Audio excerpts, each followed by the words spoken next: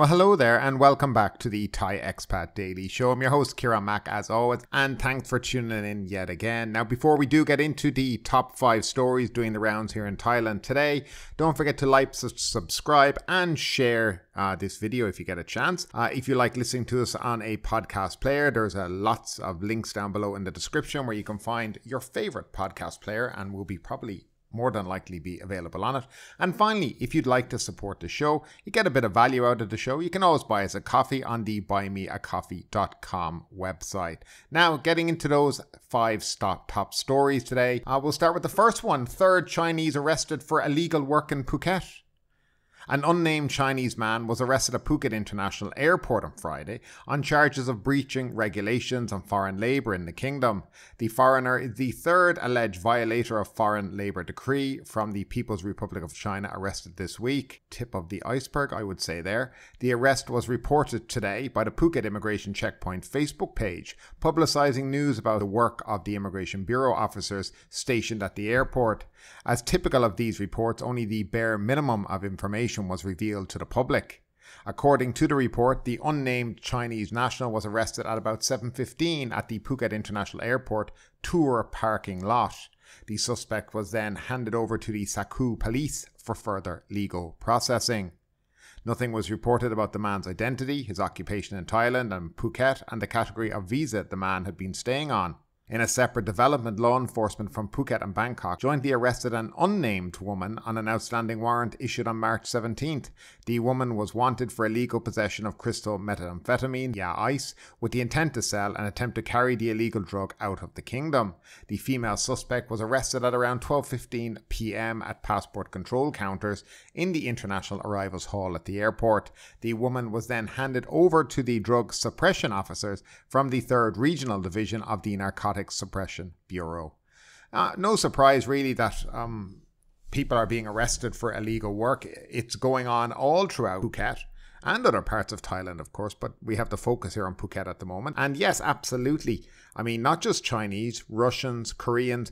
I mean, there's plenty of them at it, and they will eventually get caught because Thais will eventually dob them in because they feel that their jobs are being taken unfairly by these illegal workers. So, I mean, it's bound to happen. And I think hanging out at the tour parking lot as a Chinese national is probably the worst thing you could possibly do. I mean, it's kind of stupidity, but they've probably been getting away with it so long and felt so comfortable in doing it that didn't think there was anything going to be wrong with it. So yeah, nevertheless, another story of a person being picked up. And I tell you, we're going to be hearing a lot of these stories in the next coming few months. Now, moving along, alliance sought to combat the haze, and they are still talking. Thailand, Myanmar and Laos are seeking to join forces to combat the transboundary haze pollution choking the region. At Government House, Prime Minister Prayut Chan-o-cha hosted a trilateral meeting through video conference with Laos Prime Minister and the Myanmar leader to discuss the transboundary haze crisis. General Prayut said the meeting was intended for the 3 countries to exchange information and experiences in dealing with transboundary haze and develop a constructive approach to solving the problem. All involved have realised the importance of close cooperation as the haze pollution has become a health hazard for the people of 3 countries, General Prayut said. We need to join forces to help each other tackle the problem, he noted. At the meeting, General Prayut proposed the Clear Sky strategy as an effective mechanism to address the issue. Under the strategy, each country should be committed to reducing hotspots in line with the Chiang Rai Plan of Action adopted by 5 countries in the Mekong sub-region in 2017. The Chiang Rai Plan of Action sets priorities for the Mekong sub-region countries to address transboundary haze pollution. The Prime Minister said that all countries involved should leverage relevant bilateral mechanisms at their disposal at all levels. As part of Thailand's role, it will promote cooperation on transboundary haze pollution to relevant bilateral mechanisms at local level with Laos and Myanmar, he said. Thailand will also discuss the issue at the 42nd ASEAN Summit hosted by Indonesia next month. So in essence there, lots of talk, a whole lot of words that they're probably not too familiar with, and nothing to be done. And that's basically how I see it. I mean, how much talk do you need to do about something when you know what the problem is? The problem is people burning off their fields in Laos, Myanmar and Thailand. That's the problem. Now, as I've said here in the show last week as well, Thailand should just start and look after itself first. Yes, there is issues in Laos, there is issues in Myanmar, but start with getting the fires put out in your own region first and stopping the people burning it. But he hasn't even done that. These guys are sitting around while people are continuously getting sick. People's livelihoods are being destroyed because people aren't going to Chiang Mai, Chiang Rai because of the pollution. So hotels, I mean, they've had bad enough after COVID, and now they have this. And yet again, nothing done. Just more talk, more nonsense. And I can guarantee you there'll be nothing done this year about it. And next year, we'll be on this show discussing the exact same thing yet again. I can guarantee it, because that's exactly how it works here. Nevertheless, let's move on to our next story of today. Pheu Thai pledges 10,000 baht handout for New Year. The Pheu Thai party vows to give 10,000 baht to all Thais aged 16 years and over via digital wallet on January 1st, 2024, if it forms the next government. Key party figures made the announcement on Friday at a briefing to elaborate on the handout policy that was announced earlier this week. The policy has drawn criticism, especially over the source of the money, as some economists said it would cost taxpayers hundreds of billions of baht. Businessman Srettha Thavisin, one of the 3 Pheu Thai prime ministerial candidates, said if the party wins the May 14th election and forms the government, the handout could be ready by January 1st, 2024. He estimated that it would cost the state about 500 billion baht. Mr. Srettha said the policy was aimed at stimulating the national economy. The technology, said, would be developed to ensure the recipients spend the sum on approved purchases in their local areas based on the addresses of their ID cards. There would not be any eligibility criteria based on financial status of recipients, and it would be a one-time handout, he said. Now, Pramin Lesaretit, the party's economic chief, said the policy would be affordable given that the annual income of government organisations was expected to rise by 260 billion baht. State revenue would increase by over 100 million baht, and budget funds could be saved from projects. The party registrar and a member of its economic team said that with the 10,000 baht handout, people would not want to use government welfare cards anymore, and the state could save about 50 billion baht now required for that programme. Some rival parties, among them the current government party Palang Pracharat, and the United Thai Nation, headed by General Prawit and General Prayut Chan-o-cha, have made higher monthly payments for welfare card holders, key elements of their platforms. Let's give everybody 10,000 baht and you have to spend it in your own part of the world, and that'll be great.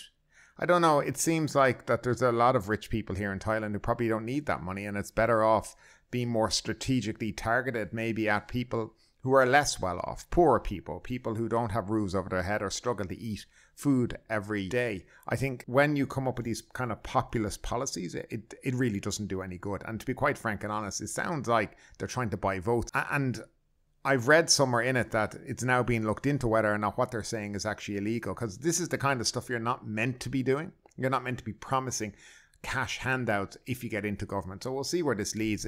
To me, I just don't buy into it. I don't think it's a good idea. I think the money in this country that's wasted on things is an absolute disgrace. And taxpayers, people who work hard, pay into the system and watch their money just being flimsily thrown away each and every week. It's very difficult, I think, for people to watch at times. But we'll see how it goes. I mean, of course, some people will buy into the gimmick, of course, and that's another topic for another day. But now we're going to talk about a story now, and I spotted this in one of the Pattaya papers today, and it's kind of along the lines of yesterday's show in which we spoke about how driving in Thailand, motorbikes, insurance, and that was one of the things. So this story is about the small print, dooms Brits travel insurance in Thailand. This year looks like becoming a record breaker for badly injured Brits who are stranded in Thailand and unable to pay their medical bills. Whilst the British Foreign Office and even the Tourist Association of Thailand thunder away at the importance of buying accident and illness cover, the reality is that most travel insurance is not designated to cover life-saving operations or expensive repatriations. Total bills are typically £100,000 and much more if an air evacuation service is needed. The Association of British Insurers said that 70% of all overseas claims are rejected, mostly through a lack of documentation, and adds that the average payout for successful claims is just over £1,000. In other words, insurers are mainly paying out on small issues such as lost luggage or booking cancellations rather than medical emergencies. The award-winning blog Travel Bunny stresses that those failures come down to the small print in the policies, which is there to protect funds of the insurance companies rather than you. A review of charity crowdfunding sites, notably GoFundMe, reveals that no fewer than 23 Brits or their families have appealed for cash in the past 6 months to pay for traumatic incidents in Thailand and or to fund repatriation. Most cases involve traffic accidents, usually on motorbikes or mopeds, with falling from buildings and being mugged the runners-up.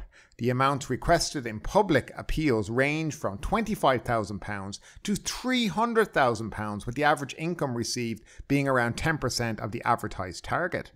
At best, charity crowdfunding is a peripheral partner rather than a principal funder. The reasons for failed insurance policies are sometimes specified in crowdfunding entities. In 10 detailed traffic accidents, 5 injured Brits were refused cover because they were not wearing a crash helmet. 2 were relying on British driving licenses, only international or Thai issued are lawful here. 2 were participating in hazardous sports, elephant trekking and bungee jumping, and 1 had been out of the UK for more than 30 days, and that's also worth noting. Some reports were ambiguous, for example, Amex let me down or repatriation not allowed. Now, not surprisingly, not a single GoFundMe appeal mentioned alcohol or narcotics as an insurance denial reason, even though most of the road accidents occurred late at night. Some Thai hospitals are reluctant to perform such as tests as they don't want to ruin the chances of a successful insurance payout. However, insurers in a big claim will want clear evidence there was no alcohol or substance abuse involved.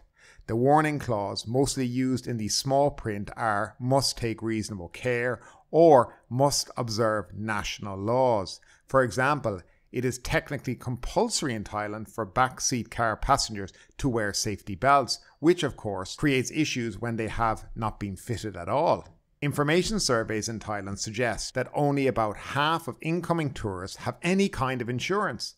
Of those who do, most rely on travel insurance, which may charge them 5% of the total holiday cost. Apart from being aware of the small print, the best advice is probably to stay away from renting a vehicle at all costs. If something nasty does occur, you can be assured your insurance company will leave no stone unturned. That's guaranteed. Now, I think this kind of draws on what I spoke about yesterday in yesterday's show. Insurance companies will do everything they can to ensure that they don't have to pay out. And the thing you really need to look at is the very, very, very small print that are in these insurance claims. And I think one of the phrases they use there, must observe national laws or must take reasonable care. This is what I think undoes many people when they start making claims. Because if the insurance company have a hint that there was alcohol involved, they're going to deny it because they'll want proof that it wasn't. And of course, if the hospital hasn't done the correct tests, what happens there? But nevertheless, this is kind of a tie-in to yesterday's show. It's a warning yet again for anybody, not just Brits, by the way. This is, even though the article is about Brits coming to Thailand, it applies to everybody else who comes here to this country. To be wary, to be careful. When you get on a bike, understand that your insurance may not pay out if you have an accident and that you may be left begging, asking people to help you to get back home and asking your family to, put their houses up to get extra money to help you to repatriate you and all these things. So it's always worth bearing in mind. Think about these things before you do them. Now, finally, the last story of today. CAT, which is the Civil Aviation Authority of Thailand, reminds of fare ceilings as Bangkok-Phuket flights remain among the most expensive here in Thailand. The Civil Aviation Authority of Thailand has reminded Thai and foreign passengers that it had set fare ceilings for all domestic flights in the country and air carriers must not exceed the limits or will face action from the CAT. The list of maximum prices was published alongside a press release explaining actions in response to Prime Minister Prayut Chan-o-cha's order to tackle the soaring price of air tickets. The Bangkok-Phuket route was specifically mentioned by the CAAT as the one receiving the biggest number of complaints about fares. As of March, prices for the Bangkok-Phuket flights were over the 2,500 benchmark in 17.5% of the cases and under it in 82.5% of cases, the CAT explained in the press conference posted on April 6th. The agency explained that ticket prices usually increase during festive season, I think we all know that, such as New Year or Songkran. Passengers were advised to book their flights in advance to get the best price. The CAAT did not elaborate on why 2,500 was chosen as a benchmark. The maximum allowed price for Bangkok-Phuket flights is currently 9,074 baht for full-service airlines and 6,561 for low-cost carriers. The prices are based on the maximum tariff of 13 baht per kilometre for full-service carriers and 9.4 baht for low-cost companies. The route distance is 698 kilometres according to CAT. The same rate of 13 baht per kilometre and 9.4 per kilometre apply to all domestic routes. Only two of them are more expensive than Bangkok to Phuket, namely Bangkok to Hat Yai and Bangkok to Trang. Now, they've been talking about a 5-point plan to bring down airfares. Answering to General Prayut's request to decrease fares in the short and long term, the CAAT had studied the causes and factors of price increases and developed a 5-point plan to deal with the issue. The 5 problems were as follows. Insufficient ground handling capacity at Suvarnabhumi Airport, only 50% of what is needed. Slot allocation issues, namely problems with reallocating vacant slots when an airline cancels flights. Airlines not having enough aircraft to increase flights to meet the demand. Long unavailability of aircrafts undergoing maintenance and repairs abroad and not within the country. Limited choice of airlines operating on some routes with low demand. All the 5 issues will be addressed in due manner, the CAT assured. For the CAT's guidelines on how to get tickets at best prices, see the agency's brochure, which can be found on their website. But yeah, in essence, they have set ceilings. Now, I think it's a bit odd that they have, because airlines at the end of the day are private companies and they are here to make a profit. Though I will say that the prices of flights within Thailand are okay. I mean, I don't think they're overly expensive. If you're going to fly during Songkran and Christmas, then expect that you're going to pay a premium during this period. But I've seen flights to Bangkok less than 1,000 baht most days of the week. If you look at the different times, I mean, of course, you look down during the day for, let's take Air Asia. If you're willing to fly early morning, you can get a good deal. If you want to fly at 3 in the afternoon, it's probably be more expensive, and that's the way it's always been. So I don't see this as being such a big deal. The real issue with flights is not within Thailand.